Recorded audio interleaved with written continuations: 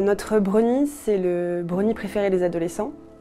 On a été pionniers sur ce segment car on a créé cette recette il y a plus de 25 ans déjà. Et on a continué d'innover en créant plus récemment Brookie.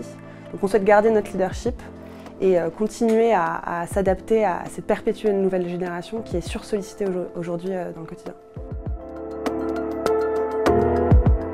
Alors ce qu'on a mis en place, c'est un live sur Twitch sur la chaîne de Jiraya, qui est un influenceur qui a plus de 500 000 abonnés. Il était accompagné de ses autres amis influenceurs. Et pendant 1h30, ils ont dû réaliser une émission autour d'une compétition d'e-sport. C'était pas n'importe quel e-sport, c'était une compétition d'Adosport, qui est un e-sport qui est peu populaire en France, mais en fait qui est très connu au Japon.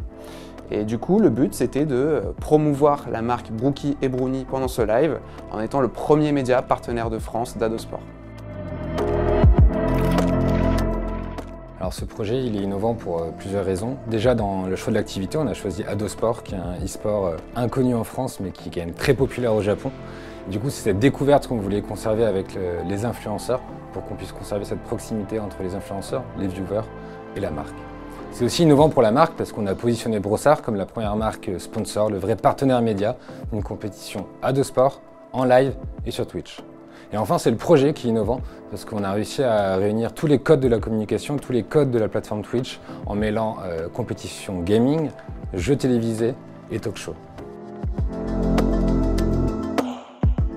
Alors, dans tout ça, on avait un objectif de notoriété qui pour nous a été rempli parce que déjà quand on regarde les commentaires qu'on a reçus pendant le live, on pouvait voir qu'il y avait de très belles réactions, à la fois des découvertes de Adosport mais surtout des découvertes des gâteaux et de la marque. On a réussi à donner faim pendant une compétition des sports et ça c'est beau.